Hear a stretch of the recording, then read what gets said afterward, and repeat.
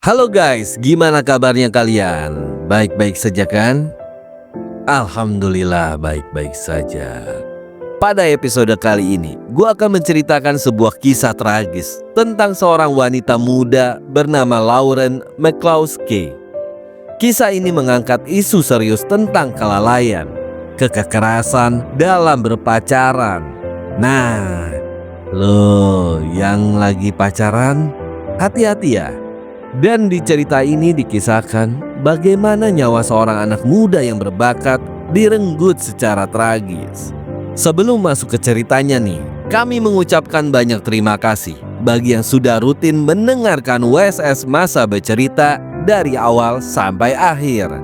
Bagi yang baru mendengarkan, jangan lupa di like dan di subscribe ya. Jadi begini ceritanya guys.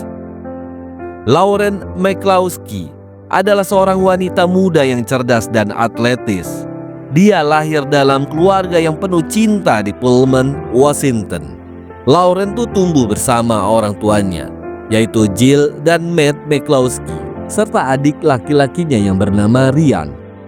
Jill dan Matt, keduanya adalah para pengajar di Washington State University. Dalam lingkungan keluarga, mereka menciptakan lingkungan yang sportif dan penuh kasih sayang bagi anak-anak mereka. Sejak kecil, Lauren tuh menunjukkan bakat yang luar biasa di bidang olahraga. Dia sangat menyukai kompetisi dan memiliki semangat yang tinggi dalam lintasan dan lapangan. Majalah Salt Lake aja pernah menyebutnya sebagai juara negara bagian dalam lompat tinggi. Selain itu nih, dia juga bersinar di heptathlon. Dia menduduki peringkat ke-10 secara nasional. Wow, prestasi yang luar biasa ya. Nah, dengan segudang prestasi Lauren yang gemilang, membuatnya menerima beasiswa atletik di Universitas Utah. Di sana dia mewujudkan mimpinya sebagai seorang atlet, sambil menjalani kehidupan kampusnya yang aktif. Selain berlatih keras, dia juga menikmati waktu bersama teman-temannya. Lauren tuh senang menari, bernyanyi karaoke, dan sesekali pergi keluar untuk bersenang-senang. Namun, hidupnya yang cerah ini langsung berubah drastis setelah pertemuan singkat dengan seorang pria di sebuah bar. Pada tanggal 2 September 2018, Lauren bertemu dengan seorang pria bernama Shawn Fields di sebuah bar di daerah Salt Lake City. Pria ini tuh bekerja sebagai penjaga keamanan di sana. Dia tuh mengaku ke Lauren sebagai seorang tentara. Dan akhirnya Shawn dengan cepat memikat hati Lauren. Dan tidak butuh waktu lama, keduanya pun mulai berkencan. Wow, padahal bohong cuma dengan satu kata doang tuh guys. Tentara. Nah, kepikat juga sama tentara gadungan. Namun ternyata Shawn Fields tuh bukan nama aslinya. Nama aslinya tuh adalah Melvin Rowland. Dia adalah seorang pria berusia 37 tahun yang sedang menjalani masa pembebasan bersyarat. Wah, lebih buruk lagi. Ternyata dia mantan narapidana, guys. Dia adalah seorang pelaku kejahatan seksual yang terdaftar. Nah, seiringnya waktu nih, guys, teman-temannya Lauren mulai menyadari keanehan dalam hubungan mereka. Rowland menunjukkan sifat yang sangat posesif dan manipulatif. Dia pun sampai melarang-larang Lauren untuk bergaul dengan orang-orang lain.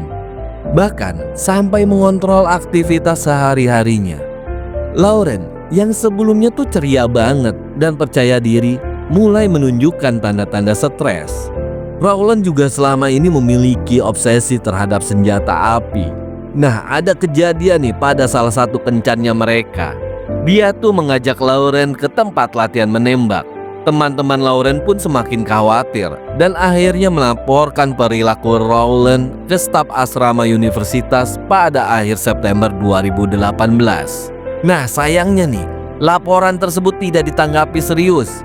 Staf asrama universitas tampaknya lebih fokus pada pelanggaran aturan perumahan daripada ancaman serius yang dihadapi oleh Lauren. Kelalaian inilah yang menjadi salah satu faktor kunci dalam tragedi yang akan segera terjadi terhadap Lauren. Nah, pada awal Oktober 2018, Lauren tuh akhirnya menemukan identitas aslinya Rowland. Dia pun mengetahui bahwa pria yang dikencaninya bukan hanya seorang pembohong, tetapi juga seorang pelaku kejahatan seksual. Pada saat itu Lauren langsung memutuskan untuk menghadapi Rowland secara langsung. Pada 9 Oktober 2018, dia pun mengundang Rowland ke asramanya dan mengonfrontasinya dengan informasi tersebut. Rowland akhirnya mengakui masa lalunya, tetapi tetap mencoba memanipulasi Lauren dengan mengatakan bahwa usianya bukan 37 tahun. Malam itu, Rowland tuh diizinkan menginap dan keesokan harinya dia bahkan meminjam mobilnya Lauren. Guys, setelah hari itu, ancaman dan intimidasi terhadap Lauren semakin menjadi-jadi. Rowland dan teman-temannya tuh mulai mengirim pesan teks yang mengancam. Bahkan mereka mengklaim bahwa akan menyebarkan foto-foto cabulnya Lauren jika ia tidak membayar $1.000. Dengan segala ancaman dan intimidasi, akhirnya Lauren segera melaporkan situasi tersebut ke pihak keamanan kampus dan polisi universitas. Namun, tindakan mereka tuh sangat lamban dan tidak efektif. Salt Lake Tribune melaporkan petugas yang menangani kasus Lauren, yaitu Miguel Deras, bahkan menyalahgunakan laporan tersebut. Alih-alih segera menindaklanjuti, Miguel justru menyimpan foto-foto vulgar Lauren di ponsel pribadinya dan menunjukkan kepada rekan-rekannya. Wah, disebar ini foto-foto vulgarnya Lauren. Merasa tidak mendapatkan bantuan yang memadai, Lauren akhirnya menghubungi polisi Salt Lake City. Namun, antara tanggal 19 hingga 22 Oktober 2018, ternyata Lauren tuh masih terlihat berkeliaran di sekitar kampus, menunjukkan bahwa ancaman terhadap Lauren belum berakhir. Tanggal 22 Oktober 2018, hari itu menjadi hari yang kelam.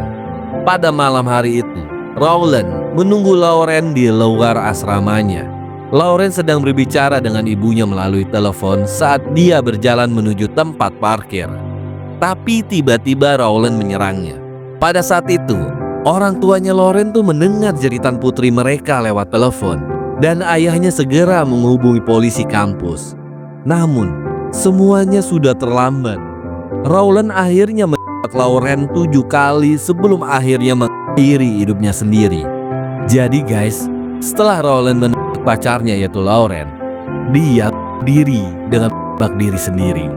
Kematian Lauren McCloskey mengejutkan banyak pihak dan menimbulkan kemarahan besar. Selama penyelidikan nih guys, banyak hal-hal yang terungkap bahwa banyaknya laporan dan keluhan Lauren diabaikan. Universitas Utah mendapat kecaman keras karena gagal melindungi mahasiswanya. Dan keluarga McCloskey merasa sangat kecewa karena tidak ada petugas keamanan atau polisi kampus yang dihukum atas kelalaian mereka. Akhirnya, pada tahun itu, keluarga Lauren mengajukan gugatan hukum sebesar $56 juta terhadap Universitas Utah. Kasus ini pun diselesaikan dengan kompensasi sebesar $13,5 juta. Dengan $3 juta diantaranya disumbangkan ke Yayasan Lauren McCloskey. Yayasan tersebut didirikan untuk menghormati Lauren dan bertujuan meningkatkan kesadaran tentang kekerasan dalam pacaran serta penguntitan di kampus. Mereka pun berkomitmen untuk mengubah budaya yang seringkali abai terhadap ancaman serius ini. Setelah kejadian tragis yang menimpa putrinya, keluarga McCloskey terus berjuang untuk menyebarkan kesadaran dan mencegah tragedi yang serupa terjadi di masa depan. Dengan membagikan kisah ini, harapan mereka adalah agar tidak ada keluarga lain yang mengalami kehilangan seperti yang mereka rasakan. Oke guys, kisah dari Lauren McCloskey adalah pengingat yang menyakitkan tentang pentingnya respon cepat dan serius terhadap laporan kekerasan dalam hubungan. Nah, ini yang kekurangannya di negara Konoha. Laporan-laporan KDRT, laporan-laporan kekerasan dalam suatu hubungan tuh kayak di ambigu gitu, tau nggak? Jadi kayak yang laporin gak ya, tapi gue takut ntar gue ketahuan orang tua. Dan ini banyak banget kejadiannya guys. Ada temen, ada yang keluarga, dan ada juga yang suatu saat menjadi pasangan kita. Kelalaian dan ketidakpedulian institusi dapat berakibat fatal seperti yang terjadi pada Lauren guys. Terima kasih telah mendengarkan cerita ini. Mohon maaf bila ada salah-salah kata, penyebutan nama, atau tempat. Jangan lupa untuk berbagi pendapat Anda di kolom komentar. Dan dukung channel ini ya dengan like, serta di subscribe ya, jangan lupa juga. Sampai jumpa di cerita berikutnya ya guys. Cerita apa lagi ya?